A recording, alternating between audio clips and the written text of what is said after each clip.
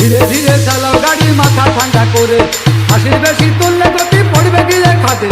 ধীরে ধীরে চালাও গাড়ি, ইঞ্জিন ভালো রবে, হাসির বেশি তুললে বেশি অ্যাক্সিডেন্ট হবে। 100 কিলো যাওয়ার পরে 100 কিলো যাওয়ার পরে রংটাকে আবার স্টার্ট দেবে।